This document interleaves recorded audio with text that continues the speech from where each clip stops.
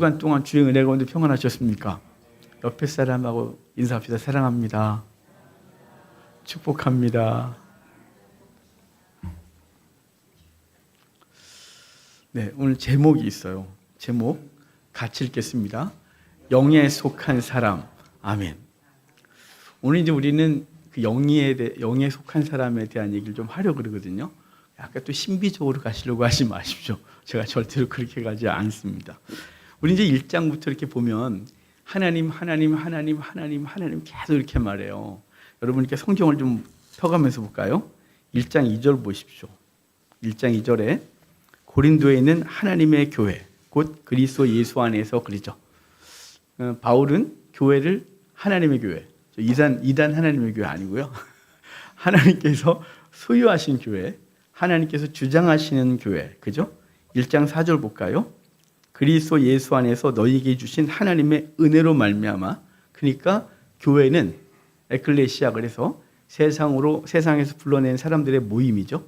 그건 하나님의 은혜로 되었다는 거예요. 또 18절 볼까요? 18절. 십자가의 도가 멸망하는 자들에게는 미련한 곳이요 구원받는 우리에게는 하나님의 능력이 됨이라. 그래서 하나님의 교회는 하나님의 은혜로 모인 사람들이고 하나님의 능력인 십자가를 통해서 구원을 받았는데, 그것은 1장 21절 볼까요? 21절. 하나님의 지혜에 있어서는 이 세상이 자기 지혜로 하나님을 알지 못하므로, 이 구원의 십자가의 은혜는 하나님의 지혜였다는 거죠. 자, 그 다음에 또 볼까요? 1장 21절. 하나님의 지혜에 있어서는 이 세상이 자기 지혜로 하나님을 알지 못하므로 하나님께서 전도에 미련한 것으로 믿는 자들을 구원하시길 기뻐했다. 그래요? 십자가에도 하나님의 지혜였는데 그것은 전도에 미련한 것으로 우리를 구원하신 것이죠. 자, 그 다음에 2장 1절 볼까요? 우리 지난주에 봤던 형제들아, 내가 너희에게 나아가 하나님의 증거를 전할 때, 하나님의 증거를 전했다 그랬어요. 이 증거가 다른 성경에선 미스테리온, 비밀 그랬고, 이 비밀은 복음이었다 그랬습니다. 자, 그 다음에 그 증거 그랬고요. 자, 2장 11절 볼까요? 오늘 본문 볼 건데 전체를 정리하고 볼게요. 11절. 사람의 일을 사람의 속에 있는 영 외에 누가 알리요? 이와 같이 하나님의 일도 하나님의 영 외에는 아무도 알지 못하니라. 하나님의 일이래요. 하나님의 일이 뭐냐면 저와 여러분을 구원하시는 일이에요. 그 일을 위하여 창세전에 우리를 택하시고 그 일을 위하여 계속해서 진행하셨고 그 일을 완성하셨죠. 그 하나님의 일, 그리고 그것은 하나님의 영을 통하여 하신다는 거예요. 하나님의 영. 하나님의 영이 오늘 주제인 거예요. 하나님의 영이 그 앞에 있는 모든 것들을 다 이제 갖고 있는 거죠. 그래서 하나님의 교회는 하나님의 은혜로 세워졌고 하나님의 능력인 십자가를 증거하고, 그것은 하나님의 지혜였죠. 하나님의 지혜는 하나님의 미련한 방법이 전도를 통하여 우리 가운데 주어졌다는 거예요. 그것은 하나님이신 거, 비밀이었다는 거죠. 이 비밀을 하나님의 일이었고, 그 하나님의 일은 성령, 하나님의 영이 우리 가운데 오셔서 깨닫게 하시고 생각나게 하고 적용시켜 주셔서 구원의 은혜를 입도록 한 거예요. 그러니까 1장, 2장 전체가 바울은 하나님의 은혜, 하나님의 교회가 쭉 해서 하나님의 영이 그 일을 진행했다는 거죠. 그러니까 성령께서 우리 가운데 계시기 때문에 그분이 우리에게 구원의 일을 시작하셨고 진행하시고 완성하시는 거예요. 그러니까 이 땅을 살면서 내가 구원을 이루고 내가 진행하고 내가 완성하는 게 아니에요. 그러면 은혜가 아니죠. 그 공로 자기가 다 가지고 가야죠. 그러니까 천국 가서 상급 받아야죠.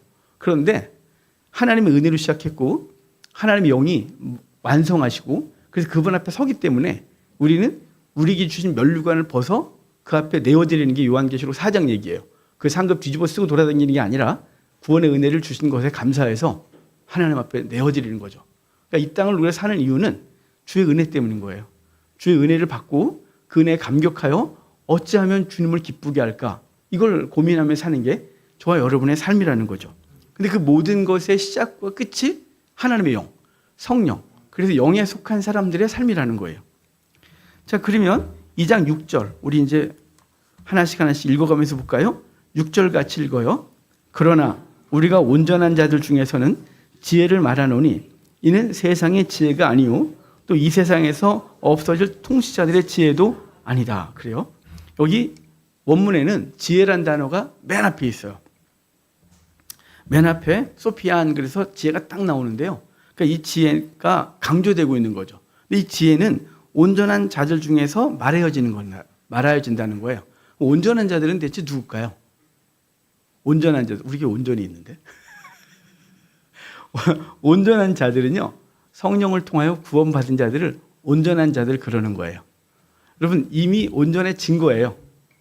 온전해질 사람들이 아니고요. 근데 이제 칭의와 그리고 성화의 과정에선 온전해져가고 있는 거죠. 하지만 이미 예수 그리스도를 통하여 우리가 모든 죄가 속한 바 됐고 온전케 구원받은 존재가 된 거예요.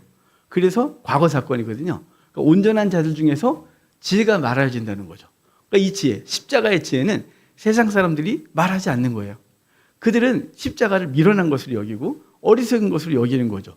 하지만 성도들은 우리에게서 가장 큰 하나님의 지혜를 말할 때 십자가를 얘기할 수밖에 없는 거죠. 그러니까 누군가는 십자가의 그리스도의 피, 그래서 종종 목사님들과 이렇게 대화하다 보면 예수님의 피 이렇게 많이 말씀하시는 분이 계세요. 그분들이 이상하게 보이기도 하지만 이상한 게 아니에요. 그분은 그리스도의 십자가 그 피가 정말 믿어지고 그것을 하는 거죠. 그래서 제가 아는 분 중에 제가 어디가 뭐 아프다 그러잖아요. 저한테 그리스도의 피래요. 뭐 하시는 거예요? 그러면 그리스도의 피를 뿌린다는 거죠.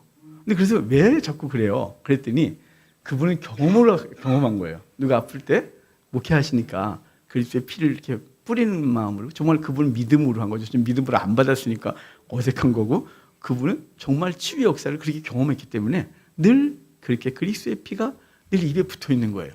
세상이 보기에는 이상해 보이고 목사인 저도 보기에는 왜 이러시나 싶을 때가 있단 말이에요. 부끄럽지만. 그런데 왜 그럴까요? 우리를 구원하고 우리를 회복하는 가장 큰 지혜와 능력은 십자가였기 때문에 십자가에서 오신 예수 그리스도의 보혈 그것을 이론이 아니라 믿고 있기 때문에 그분들은 그렇게 살아가고 있는 것이죠. 그러니까 여기 이 지혜는 온전한 자들 중에서 이야기되는 거예요. 온전한 자들 속에서 말해지는 거죠.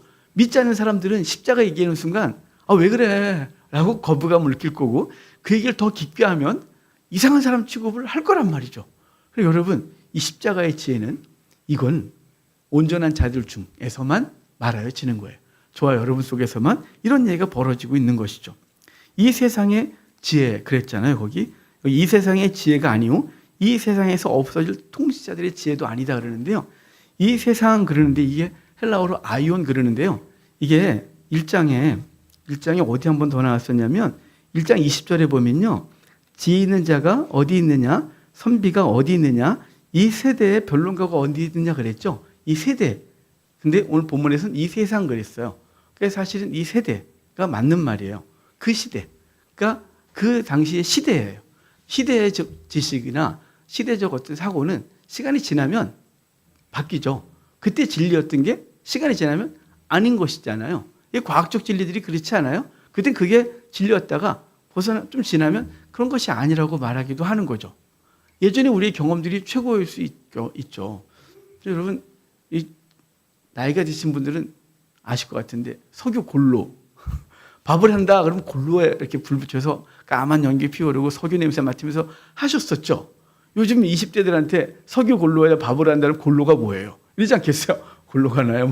하여간 그게 세대인 거죠. 그 세대는 그게 그냥 일반적이었지만 시간이 지나면 그건 유물에 불과한 뿐이죠.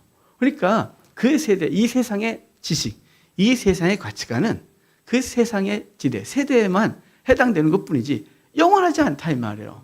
그러니까 정치관이나 어떤 사상이나 이 모든 것들이 그 세대에는 그게 진실 같고 진리 같지만 시간이 지나고 보면 그냥 그 시대에 필요했던 것이었죠. 그러니까 종종 우리가 역사를 평가할 때 이 시대의 눈으로 과거를 평가하니까 막 이러지만 그 세대로 들어가면 그들을 다 이해할 수밖에 없었고 그럴 수밖에 없던 걸 아는 거잖아요. 그 세대. 그러니까 하나님의 지혜, 이 십자가의 지혜는 어떤 세대에 국한된 게 아니다 이런 뜻이에요. 여기서.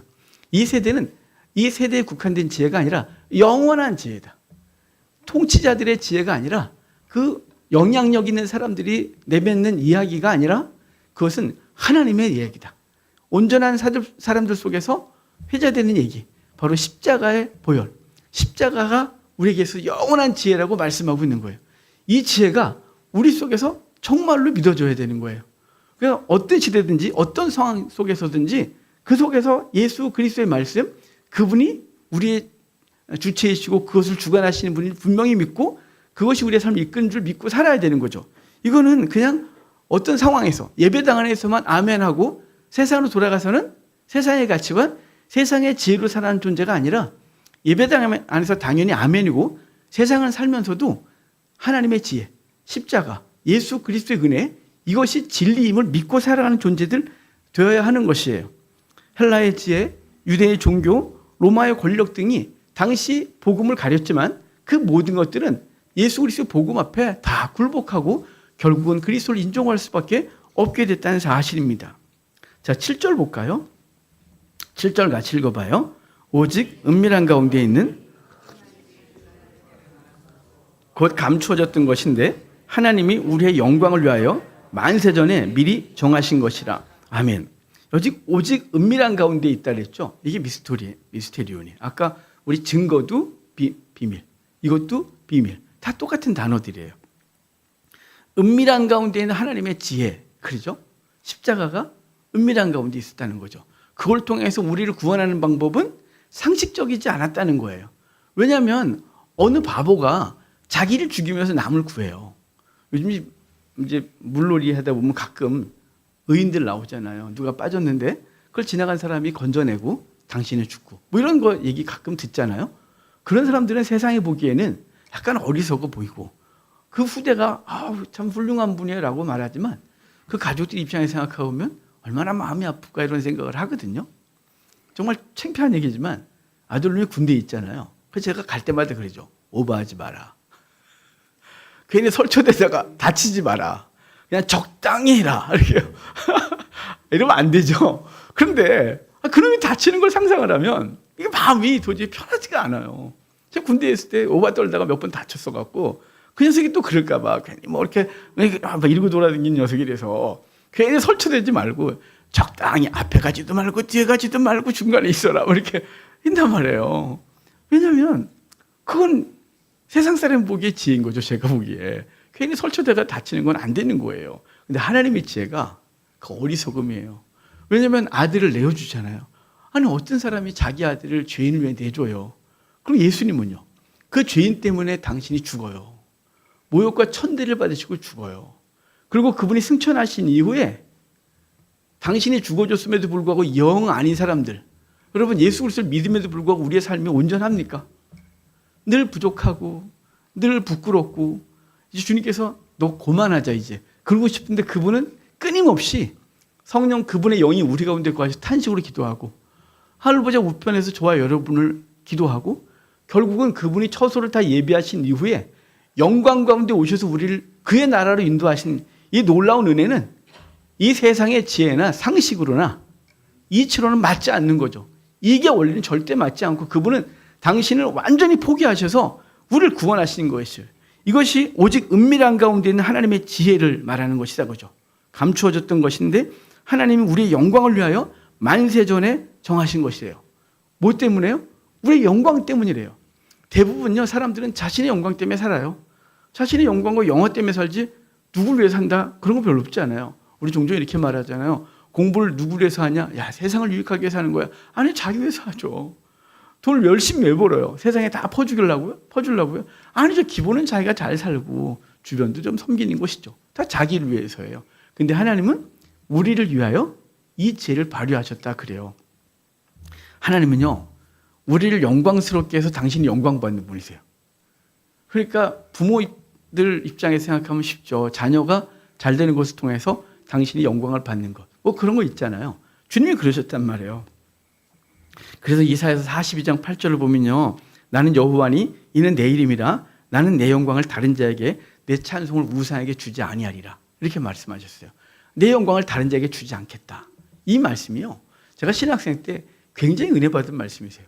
내가 반드시 너를 회복시켜서 내가 영광 받겠다. 이렇게 들렸거든요. 그러니까 하나님은 우리에게 우리의 회복을 우상하게 내어주거나 다른 사람이 도와서 회복시키는 게 아니라 내가 친히 너를 구원하여 내가 영광을 받을 거야. 내 영광을 다른 곳에 주지 않을 거야. 이렇게 말하는 거예요. 그리고 회복된 예루살렘을 향하여 주님이 헵시바라 뿔라라 하리라. 이사야서 62장에 말씀하시거든요. 그는 결혼한 자다. 나의 기쁨이 그에게 있다. 이렇게 말씀하셔서 그 죄 지은 그들 그리고 온전치 않은 그들을 회복시켜서 하나님이 영광을 받으시는 얘기를 하고 있는 거예요. 주님은 우리를 영광스럽게 하여 당신이 영광 받으시거든요. 그래서 빌립보서 2장에 그는 하나님과 동등됨을 취하지 아니하시고 우리 육체를 가지고 이 땅에 오셔서 죽기까지 복종하시고 십자가에 죽으셨다 그래요. 그것으로 말미암아 모든 무릎이 그의 이름에 꿇게 하시고 모든 입으로 그를 왕이라 주님이라고 고백하게 했다 이렇게 말해서 그분은 우리를 회복시키심으로 그분이 영광을 받는 것이에요. 그러니까 주님은 우리를 위하여 그 일을 행하셨다는 거예요. 왜냐하면 우리가 회복되는 것을 통하여 당신이 영광받기 때문에 그래요. 아담의 범죄로 인하여 완전히 지옥의 형벌을 받았던 우리들을 당신이 아들을 내주고 아들은 우리 때문에 죽으시고 성령은 우리한테 거하시는 것으로 그분이 그 일을 이루심으로 구원받으시고 그분이 우리 구원받고 그분께 영광을 돌려드리는 거죠. 그래서 아까 말씀드렸듯이 요한계시록 4장에 구원받은 자들이 멸루관 벗어 내어드리는 건 그 영광이 내 것이 아니었다는 거죠. 그리고 6장에 가기 전에 5장에 보면 그 인을 뗄 자가 없다는 것 때문에 우는데 인 뗄 자가 있다라고 하시는데 그 인 뗄 자를 예수님 얘기를 하시면서 하는 말이 뭐냐면 열방과 방언과 백성 중에서 그분이 자기의 피로 그들을 사서 하나님께 드리셨기 때문에 그 자격이 있다 그래요. 그러니까 열방과 백성과 그 모든 나라 속에서 저와 여러분을 자기 피로 사서 하나님께 드렸기 때문에 그분은 그만한 능력과 영광을 받기에 합당하다 이렇게 표현하고 있거든요. 그러니까 그분은 우리를 위하여 당신을 내어주심으로 당신이 영광 받으시는 거예요. 그게 아버지의 영광이고 하나님의 영광인 거죠. 그러니까 그분은 그 당신의 지혜를 그렇게 발휘했다는 거예요. 그리고 이것은 창세전에 그랬잖아요. 거기 7절 후반에 보면 만세전에 미리 정하신 것이라 그래요. 만세전에. 그래서 에베소서 1장에 보면요. 에베소서 1장이 교회가 어떻게 교회가 되는지를 얘기를 하는데 첫 번째 단락에선 하나님께서 창세전에 우리를 예정하사 그의 뜻대로 택하셨다 그래요. 하나님이 창세전에 예정하셨어요. 그리고 예수 그리스도가 우리를 위하여 죽으시고 성령께서 보증되셨다 그래요. 그래서 우리를 구원하시고 그 한 사람 한 사람이 모여 교회가 됐다고 말하거든요. 근데 창세전이에요. 여러분 종종 우리 그런 얘기 하잖아요. 유대인들은 선민, 우린 이방인. 지금도 그런 가치관 갖고 살아가시는 분이 계세요. 여러분 그거는 구약 개념이에요. 구약은 이스라엘이 선민, 그리고 그 외 모든 사람들은 이방인. 근데 구약의 선민 개념은요. 어떤 선민 개념이냐면 하나님께서 구원 계시를 알려주기 위하여 그 한 백성을 선택한 거예요.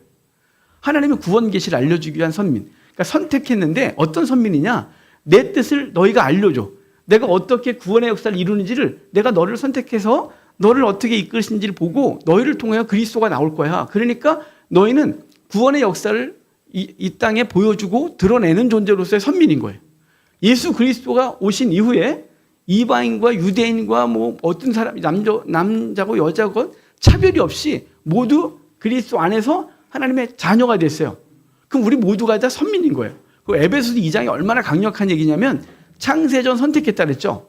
그래서 유대인들은 목적을 가지고 있는 선민, 성경을 기록하게 하고 구원 계시를 알려주기 위하여 선택한 선민. 이해가 되세요 이 말을? 우리 모든 그리스도인들은 창세전에 선택한 선민. 그러니까 창세전 선민은 모든 그리스도인들이고 그리고 유대인들은 제한적 선민인 거예요. 구원 계시를 이 땅에 알리기 위하여 선택하여 성경을 기록하게 한 존재, 예수 그리스도를 낳게 한 존재, 그리스도가 십자가에 달려 죽기까지 하게 한 존재, 그것으로 선민이고 우리 모든 사람들은 유대인 포함 기독교들, 예수 그리스도를 믿는 모든 사람들은 창세전에 하나님이 선택하셔서 그 선택한 백성들이 타락했을 때 아버지께서 아들을 보내고 그 아들을 죽임으로 구원하여 다시 하나님의 나라로 이끌겠다고 하신 하나님의 역사를 이루는 존재, 얼마나 중요한 거예요. 그러니까 저와 여러분들은 굉장한 자부심을 갖고 사셔야 돼요. 이 땅 가운데 비록 가난할 수 있어요. 이 땅 가운데 갑자기 확 꼬꾸라질 수 있어요. 어떤 인생이 그런 사람이 그렇지 않은 인생이 어디 있어요? 그냥 쭉 이런 인생이 있어요? 전 제가 본 적이 없어요. 제가 40년 목회하면서요. 본 적이 없어요. 그냥 오르락내리락이 다 있죠. 그리고 겉보기에 굉장히 괜찮아 보이는데 속을 들어가면 다 썩고 있어요. 이게 우리 성도들의 삶인 거죠. 이 땅을 살아가는 존재들의 삶인 거예요. 왜냐면요. 여긴 진정한 평강이 없거든요. 이 세상 것은 진정으로 우리를 평안하게 하지 않아요. 잠시 이 세대의 가치일 뿐이에요. 이 세대 속에서 우리에게 주신 세상의 가치일 뿐이지 영원한 가치가 아니에요. 그러니까 우리는 하나님의 나라의 백성으로서의 정체성을 가지고 오늘을 당당하게 사는 거예요. 이 땅에 있지만 하늘나라의 시민권을 가지고 그 나라의 백성이라는 사실, 주님께서 나 때문에 아들을 보내셨고 아들은 나 때문에 죽으셨고 성령은 내 안에 계셔서 구원을 시작하시고 완성하시는 그 놀라운 은혜를 입고 있다는 이 하나만으로도 우리 이 땅을 살만해요. 근데 우리는 이건 그렇게 커 보이지 않는 게 문제라니까요. 우리 눈에는 그렇게 돈만 보여요. 우리 눈에는 그렇게 좋은 차와 좋은 집만 보여요. 그래서 그것 때문에 시험에 들거든요. 여러분 그러지 마십시오. 저도 다 타본 적이 없어서 큰 집에 살아본 적도 없고 뭐 그렇지 않겠어요? 그런데 여러분 그게 그거 아니겠어요? 그냥 몸 하나 누이면 되고 불편하지 않게 살 수 있을 정도 감사하면 되는 거죠. 여러분 하나님의 은혜가 있다는 사실 기억하고 창세전 선민이다. 이걸 꼭 기억해 내십시오. 자, 우리 8절도 볼까요? 8절 같이 읽어봐요. 이 지혜는 이 세대의 통치자들이 만일 알았더라면 영광의 주를 십자가에 못 박지 아니하였으리라. 여기 만약에 예수님이 어떤 분인지를 알았다면, 하나님의 지혜가 어떤 것인지를 알았다면, 이 세상 통치자들이 하나님의 지혜를 알았다면 예수님을 십자가에 못 박지 않았을 것이다. 그래요. 근데 왜 예수님이라는 말 앞에 영광의 주를 있죠? 예수님을 영광의 주라고 표현해요. 신약성경 전체에서 예수님을 영광의 주라고 표현한 게 유일해요. 대부분 영광의 주, 영광의 하나님일 때 하나님께만 쓰이는 표현이에요. 성부 하나님께만 쓰이는 표현인데 바울이 여기서 예수님을 영광의 주다. 여기 독사, 이렇게 영광이 독사거든요. 히브리어로. 독세스 그래갖고요. 예수님을 영광의 주라고 표현해요. 이건 예수님의 신성을 강조하고 있는 거예요. 그분이 우리의 구세주다. 이 세상의 통치자들, 아니 걔네가 예수님을 못 박았지만 그분은 구세주셨다. 그분은 하나님이었다. 영광의 주인데 영광의 주인 줄 알았다면 감히 십자가에 못 박을 수 있었겠니? 하지만 영광의 주를 십자가에 못 박는 것이 하나님의 지혜였기 때문에 세상 관원들과 세상의 지혜가 그 어리석은 짓을 했다는 거죠. 근데 희한한 건 그 짓을 통하여 하나님의 역사를 이루었다는 거예요. 세상이 박해를 통하여 그리스도가 박혔고 그리스도가 십자가에 박힘으로 저와 여러분이 구원을 얻었다 이 말이에요. 그러니까 세상은 하나님의 일을 막으려 하지만, 사단이 하나님의 일을 막으려 하지만 하나님은 당신의 일을 진행하시는 거예요. 사단의 방해까지도 사용하셔서 하나님의 일을 이루는 것이죠. 여러분 우리도 똑같아요. 사단은 저와 여러분을 가만 놔두지 않습니다. 흔들어 놓고 넘어뜨리려 하고 낙담하게 하고. 그런데 여러분 하나님은 그 모든 것들을 사용하여 로마서 8장 28절의 말씀대로 합력하여 선을 이루시는 하나님을 믿으시길 바라요. 그런 환난이 없었으면 난 하나님의 사람이 아니었을 거란 말이죠. 제가 어려움이 없었으면 하나님의 사람이 안 됐었겠죠. 제가 종종 우리 집사람하고 하는 얘기가 있어요. 내가 그런 가정에서 자라지 않았고 그런 삶이 없었다면 난 목사가 되지 않고 아니면 개막난이가 됐을 거야. 내 성격은 아주 못됐고 난 탐욕적이고 난 내 속에 죄가 가득한데 하나님의 은혜가 없었고 고난이 없었으면 나는 하나님을 알지 못했을 것 같아. 그런데 나를 고난의 풀목 가운데 집어넣으시고 하나님 훈련하시고 하나님 앞에 왜 이러시냐고 그렇게 부르짖어도 하나님은 응답도 안 하시고 끌고 가셨던 그 하나님의 역사는 나를 여기까지 만드셨어 라는 게 고백이에요. 제 고백이에요. 여러분 우리 속에 그렇게 끊임없어요. 그런데요 그 통치자들이 그리스도를 십자가에 못 박았으나 그분이 영광의 주였는데 몰랐던 거죠. 그런데 그걸 통하여 저 여러분 구원받았어요. 우리도 똑같은 거죠. 우리 속에 환난과 어려움이 있어요. 환난과 어려움이 없으면 여러분 어떻게 고백할 수 있어요? 그거 없으면 하나님의 사람으로 잘 살 수 있었다? 라고 하실 수 있는 분이 계실까요? 별로 없을걸요? 환난과 어려움이 우리를 찔러요. 우리를 가시로 찔러요. 그래서 깨어나게 하고 하나님의 사람의 삶을 생각하게 하고 그 삶을 추구하게 해요. 아, 이것이 진정한 가치였구나. 세상 건 무너지고 나니까 내가 그거 붙들던 게 아무것도 아니었다는 걸 그때 깨닫는 거죠. 그게 무너지기 전까지 그게 무너지면 죽는 줄 알았단 말이죠. 무너지고 보면 살만하고 아무것도 아니었다는 걸 그때서 알아요. 그 모든 것들은 우리로 하나님의 사람이라는 걸 알게 하고 구원에 이르게 하는 귀한 진리였던 거죠. 예수 그리스도도 그 일을 겪었다 이 말이에요. 자, 그 다음에 9절 볼까요? 기록된 바 그러죠. 예? 기록된 바 그러면 구약 성경에 어디 있는 걸 끄집어 올리는데요. 사실은 이 구절에 있는 말씀은 성경 어디에도 없어요. 이 통째로 있는 말은 없어요. 그런데 이게 왜냐?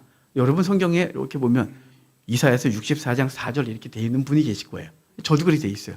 64장 4절의 일부 그리고 이사야서에 있는 많은 얘기들을 끄집어다가 모았어요. 그래서 가장 많은 이야기가 64장 4절에 있기 때문에 써놓은 거예요. 그러니까 구약 성경 이사야의 이야기들 속에서 여기 이렇게 빼갖고 모아놓은 거예요. 우리 같으면 성경 몇 장 몇 절 그러지만 바울 당시엔 몇 장 몇 절 그런 게 없었단 말이죠. 이사야의 글에 이렇게 있어요. 장절이 없으니까.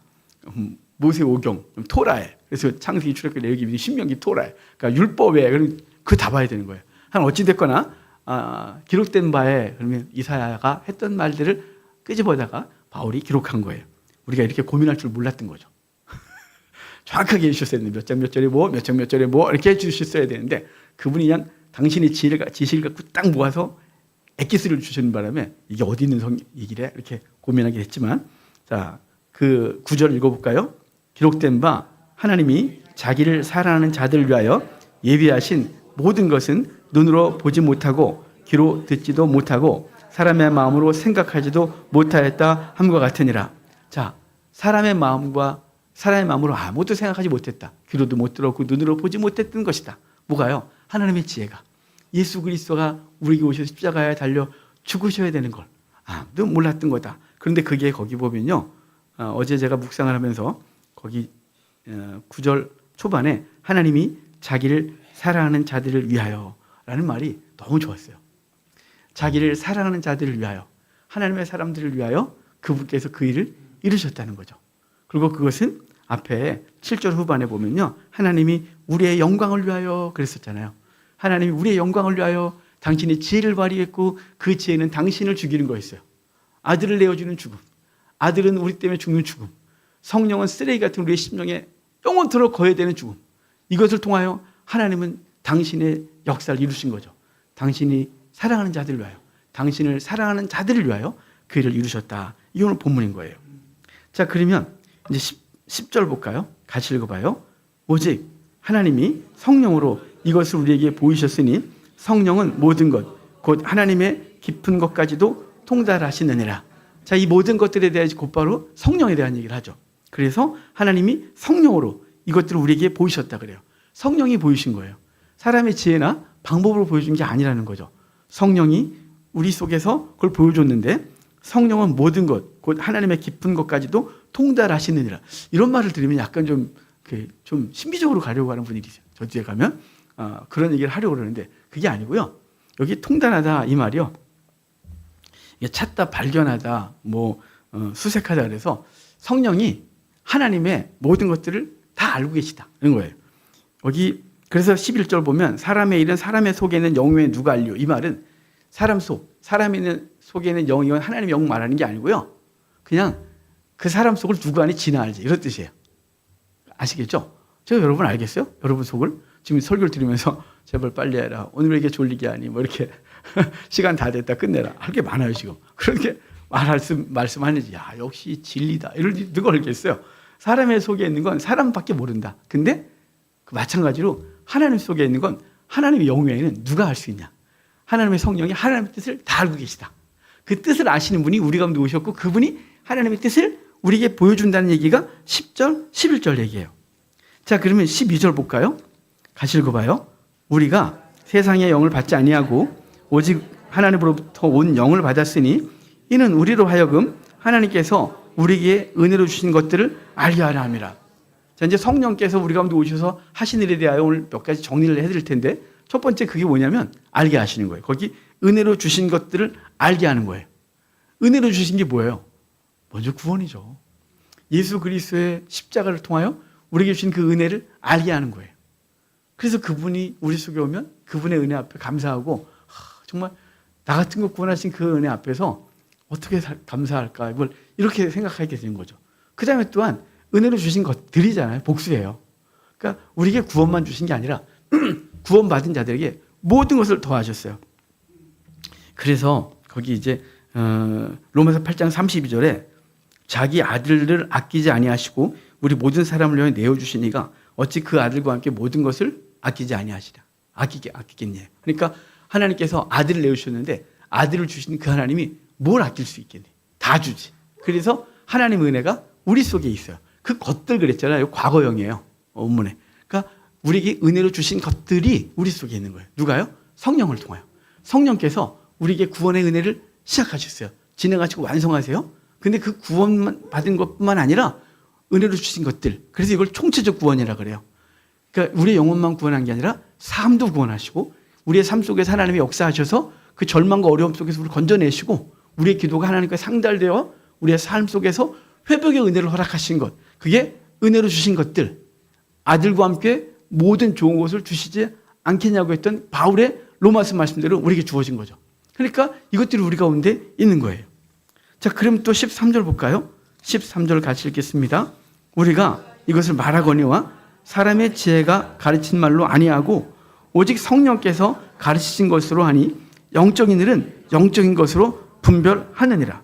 14절 좀 읽어봐야 돼요. 같이 읽어요. 육에 속한 사람은 하나님의 영 성령의 일들을 받지 아니하나니 이는 그것들이 그에게는 어리석게 보이며 또 그는 그것들을 알 수도 없나니 그러한 일은 영적으로 분별되기 때문이라. 이 종종 신비주의 쪽으로 가시는 분들이 내가 다 알아. 영적인 일은 영적으로 하는 거야. 이러면서 막 이런 분 계세요. 속지 마세요. 이건 그렇게 쓰는 게 아니에요. 이렇게 막 써서 마치 그 어떤 영적 권위를 가지고 사람을 쥐어 흔들고 막 그런 분들 계시잖아요. 그런 분들이 이걸 사용하지만 그런 얘기가 아니에요. 자, 우리 다시 볼게요. 그러면 우리가 이것을 말하거니와 사람의 지혜가 가르친 말로 아니하고 오직 성령께서 가르치신 것으로 아니. 성령께서 뭘 가르치셨어요? 십자가 연애, 하나님의 지혜. 또 하나님 이는 그것들이 그에게는 어리석게 보이며 또 그는 13절 안 했군요. 오직 성령께서 가르치신 것으로 하나니 영적인 일은 영적인 것으로 분별한다. 이 영적인 것과 이제 뭐로 나오냐면 그 뒤에 14절에 육에 속한 글이죠. 이게 대조되는 거예요. 영적인 것은 하나님의 성령에 속한 사람. 육적인 것은요. 육에 속한 사람은 뭐냐면 세상의 통치자들이지. 그거에 속한 거예요. 세상의 가치관에 붙들린 사람들을 육에 속한 거예요. 나중에 이제 우리가 다음 주에 볼 3장엔 육신에 속한 자 하는데 육에 속한 것과 육신에 속한 걸 다음 주에 제가 분별해 드릴게요. 성경 원어와 그 뜻이 무엇인지를. 그런데 여기 세상 가치에 빠져 있는 사람을 육에 속한 사람. 그리고 성령에 붙들린 사람을 영에 속한 사람. 이렇게 말하는 거예요. 그러니까 영적인 일은 누구만 알아요? 영에 속한 사람만. 왜냐하면 성령께서 온전한 자들 중에서 말씀하셨고 믿는 자들만이 있는 지혜가 있는 거죠. 믿는 자들에게 성령께서 깨닫게 해주시고 이게 구원의 도야 라고 알려주셨기 때문에 발휘할 수 있는데 믿지 않는 자들은 그걸 미련한 것으로 여기고 받지 않았기 때문에 그들은 성령이 없기 때문에 육에 속하였고 육에 속한 사람들은 십자가의 지혜, 하나님의 지혜를 알 수가 없다. 이렇게 말씀해 주는 거예요. 그래서 영적인 일은 영적으로만 분별한다. 이 말은요. 바로 하나님의 역사는 성령으로만 알게 하신다는 거죠. 그게 분별한다 하는 거예요. 옳고 그름을 분별하는 거죠. 뭐가 진리인지를. 자, 그 다음에 15절 봅시다. 신령한 자는 모든 것을 판단하나 자기는 아무에게도 판단을 받지 아니하느니라. 모든 것을 판단한다 그래요. 이 판단한다 이 말은 우리가 누군가를 판단하는 게 아니고 성도는 세상 사람 다 판단해도 돼 이런 뜻이 아니고요. 여기 판단은 아노크리노 그래갖고요. 신문 과정이 법정 용어예요. 그래서 죄를 불러놓고 질문하고 있죠. 뭐 했어? 너 그때 그 했어? 너 그게 맞아? 이렇게. 그걸 통해서 결론을 짓는 거거든요. 이 단어가. 그러니까 우리 안에 가신 성령님께서 그것을 다 분별할 수 있는 능력을 주시는 거예요. 아, 이게 옳고 그름이야. 이게 구원의 도인지 아닌지를. 이건 성령께서 자연스럽게 준 거지. 내가 노력해서 얻은 게 아니에요. 성령께서 주신 이 구원의 도를 우리 속에 주었고. 그래서 이것에 대해서 믿는 자만 알 수 있다는 거죠. 계속해서 똑같은 얘기를 하는 거예요. 자, 16절을 봅시다. 누가 주의 마음을 알아서 주를 가르치겠느냐. 그러나 우리가 그리스도의 마음을 가졌느니라. 여기 누가 주의 마음 그래놓고 우리가 그리스도의 마음을 가졌대요. 주의 마음, 그리스도의 마음이 같은 거죠. 그러니까 우리가 누구의 마음을 가졌냐면 그리스도의 마음, 주의 마음을 가졌어요. 그래서 주의 마음을 가졌기 때문에 이제는 우리가 예수님, 하나님의 지혜, 예수 그리스도 십자가만 전할 수 있는 거죠. 이게 왜 나왔어요? 앞에 1장에서 분쟁 때문에 나눴죠. 누구파라는 바람에 이것은 하나님의 성령의 뜻을 따라한 게 아니라 육신을 따라한 거야. 너네 세상적 지식 갖고 한 거잖아 라고 해서 계속해서 나왔고, 이제 우리는 성도는 하나님의 마음, 그리스도의 마음을 갖고 있는 자야. 그런 사람들은 그리스도의 하나님의 지혜, 십자가를 통해서 모든 걸 판단하지. 그러니까 나누어지고 뭐고 아니에요. 그래서 우리 앞에 7절부터 계속해서 바울은 너희, 내가, 우리다가 우리 계속 우리래요. 계속 우리래요. 우리 안에 뭐가 있어요? 그리스도의 마음이 있어요. 우리는 그리스도의 마음으로 상대를 보는 거죠. 그래서 그리스도의 마음으로 상대를 대하고, 그래서 그리스도의 눈으로, 십자가의 은혜로 상대를 대해서 용납하고 용서하고 끌어안고 그러는 거죠. 그게 우리가 갖고 있는 거예요. 그래서 성령께서 우리 가운데서 오셔서 하는 일이 뭐냐면, 아까 12절에 은혜로 주신 것들을 알게 하셨다 그랬죠. 13절에는요, 그분이 모든 것을 가르치세요. 그래서 요한복음 14장과 16장에 그분이 오시면 모든 것을 알게 하신다 그랬고, 깨닫게 하시고 생각나게 하고 또 하나님의 심판에 대해서 알게 하신다 그랬어요. 가르치세요. 14절에 모든 것을 판단할 수 있게 하시는 거죠. 그리고 마지막으로 그리스도의 마음을 갖게 하세요. 그러니까 이제 우리는 그리스도의 은혜를 가지고, 그 마음을 가지고 오늘 이 땅을 살아가는 거예요. 그래서 세상적 지혜나 지식이나 판단으로 판단하고 정죄하고 파당을 나누고 이런 것이 아니라 그리스도의 마음으로 우리라는 생각을 갖고 서로 끌어안고 용납하고 용서하고 중보기도 하고 함께 주의 나라를 세워가는 존재가 됐다는 사실을 늘 기억하시기를 바랍니다. 자, 우리 성찬합시다.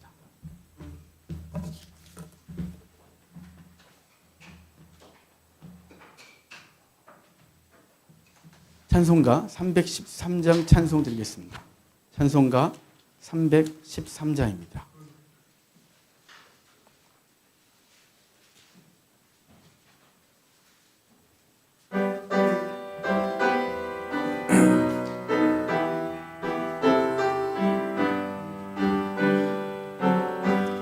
내 힘 큰 예수 내 주여, 이 죄인이 주님 앞에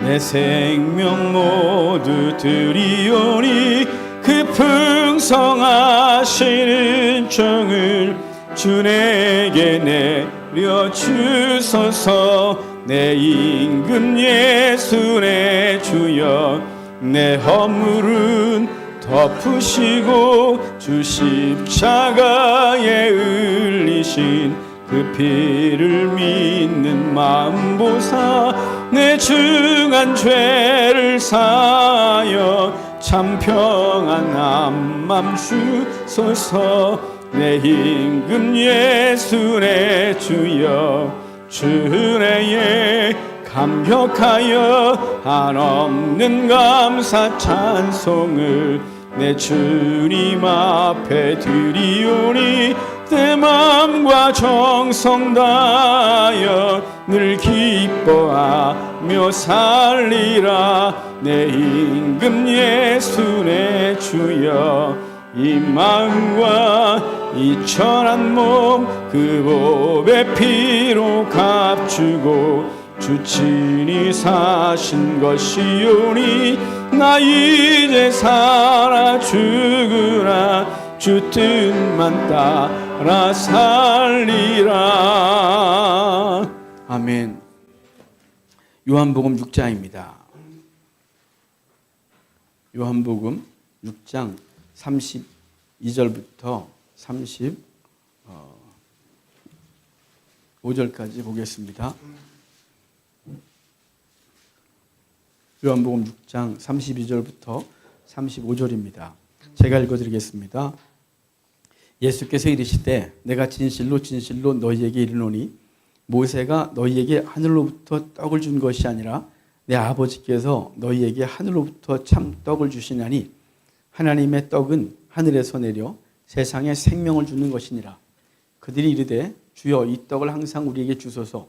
예수께서 이르시되 나는 생명의 떡이니 내게 오는 자는 결코 줄이지 아니할 터이요 나를 믿는 자는 영원히 목마르지 아니하리라. 아멘. 구약에서 만나와 주라기를 주시고 반석을 통하여 물을 내신 주님은 이제 신약에 오셔서 예수님이 반석 되시고 그분을 내어주시면서 물을 주셨어요. 그분이 죽기 전에 제자들을 가르치시면서 이렇게 말씀하시거든요. 나는 생명의 떡이니 내게 오는 자는 결코 줄이지 아니할 터이요 나를 믿는 자는 영원히 목마르지 아니하리라.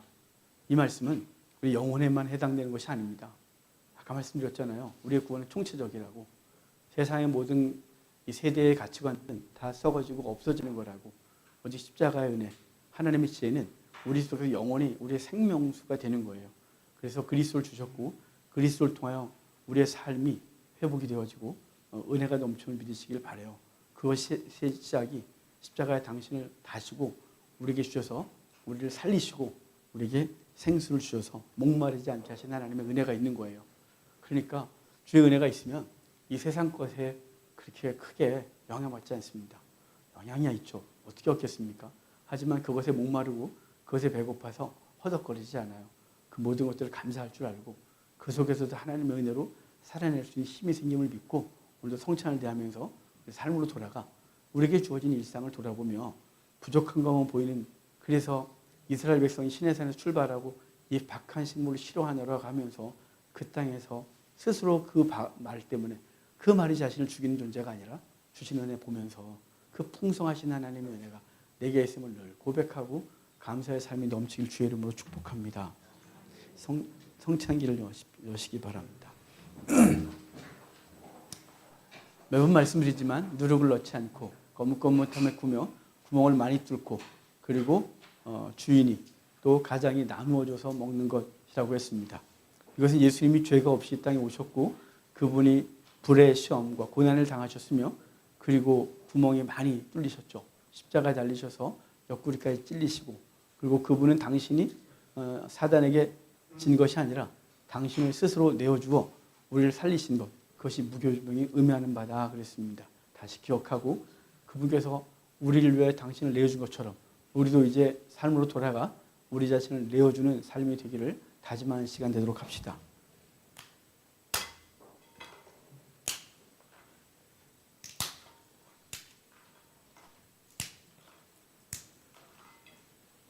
우리 떡을 듭시다. 하나님께 기도합시다. 기도할 때 주님, 나 같은 것 위하여 당신의 몸을 주신 것 감사합니다. 이제 나도 돌아가서 내 몸을 드리겠습니다. 주님께서 사랑하는 사람들, 주님께서 살리기를 원하는 사람을 위하여 내 몸 드리겠습니다. 기도하고 힘 달라고. 그 내 몸을 드리는 것이 너무 고통스럽고 짜증나고 억지로 할 수 없는데 하는 것이 아니라 자원하고 기쁨이 있게 해달라고. 내가 희생하는 것이 얼마나 행복한지 알게 해달라고.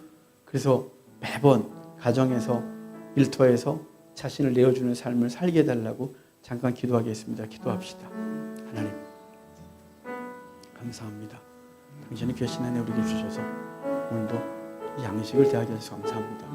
생명의 양식인 예수 그리스도의 이 은혜 우리가 또 붙듭니다. 이 떡을 주신 주님, 우리에게 생명 주신 주님, 그것으로 우리의 영혼과 육신을 건강하게 하신 주님, 이제 우리도 돌아가서 내 삶을 내주게 해주십시오.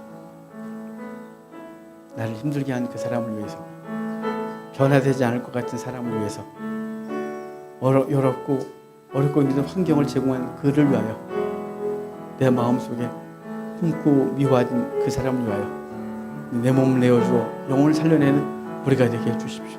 주님, 기도하는 사람마다 힘 주시고 용기 주십시오. 주저하지 않도록 하소서.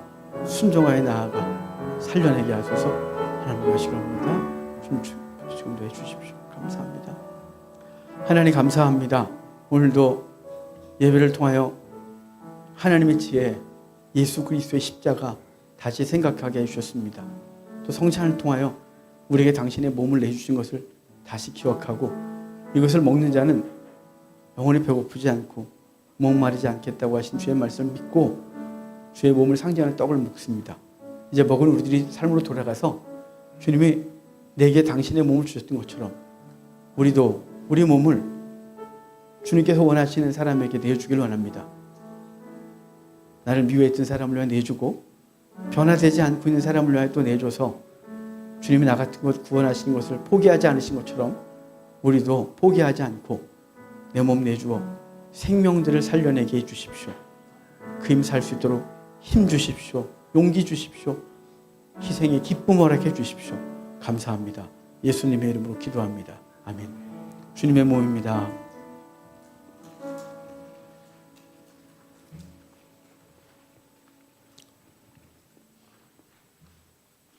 나를 믿는 자는 영원히 목마르지 않겠다 하시고 당신의 몸을 주셨습니다. 피를 주셨는데 오늘도 이제 구약 성경에서 구약에서 피와 물을 통하여 거룩하게 하신 것처럼 십자가에서 물과 피를 다 쏟아내셔서 우리를 거룩하게 하신 줄을 기억하고 우리도 물과 피를 섞고 이것을 마시고 우리도 돌아가서 우리의 진행을 다 뽑아 우리 가정을 살려내고 주변을 살려내기를 다짐하는 시간 되도록 합시다.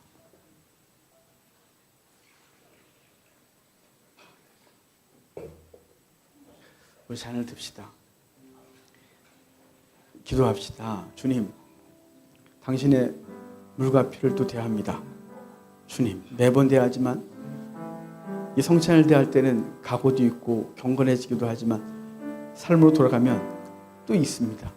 내가 어떻게 죽어야 되는지, 내 진액을 뽑아내는 것이 얼마나 힘이 든지를 생각나게 하고 돌아서게 합니다. 좀 그렇지 않게 해달라고, 끊임없이 쏟아내게 해달라고, 주님께서 내게 주신 그 생명력 그것으로 계속 흘러넘쳐 살려내게 해달라고, 용서하게 해달라고. 우리 잠깐 기도하도록 하겠습니다. 기도합시다. 하나님 감사합니다. 또 당신을 위해 신을 주셔서 우리에게 모든 걸 내어주신 주님을 본받아 우리도 진행을 다 뽑아 주변을 살려내길 원합니다. 힘이 듭니다. 가끔은 하기 싫습니다. 가끔은 더 이상 지쳐서 오래 될지도 모르겠습니다.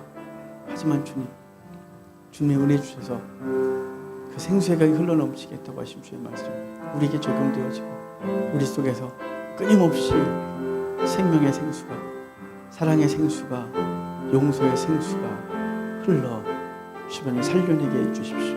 순종하여 돌아가는 주의 백성들에게 그 힘 허락해 주시고 아름다운 결과를 가지고 주 앞에 나오게 하옵소서. 하나님 감사합니다. 주님께서 물과 피를 다 쏟아 우리의 허물을 씻으시고 용서하시고 생명 주셔서 우리를 구원해 주셨습니다. 주님, 이제 우리도 돌아가서 우리 주변에 있는 사람들, 내 가족들 살려내겠습니다. 진액을 뽑아내서 살리겠습니다. 그런데 이제는 누군가는 더 이상 뽑아낼 진액도 없다고 합니다. 주님 힘 주십시오. 주님이 약속하셨습니다. 누구든지 목마르거든 내게로 와서 마시라. 그리하면 그 배에서 생수의 강이 흘러넘치리라. 주님, 오늘 주의 은혜를 마십니다. 주님, 돌아가서 우리 속에서 흘러넘치는 은혜가 있게 하옵소서. 사랑이 흘러넘치고 용서가 흘러넘치고 그를 위한 눈물이 흘러넘치고 결과적으로 그 생명 살려내서 그 영혼과 함께 주 앞에 서는 복을 허락해 주십시오. 그래서 우리 생이 다 했을 때, 주의 보좌 앞에 섰을 때 내가 복음 증거하여 살려낸 사람들과 함께 주의 보좌 앞에 서는 영광을 허락해 주십시오. 감사합니다. 예수님의 이름으로 기도합니다. 아멘. 주의 피입니다.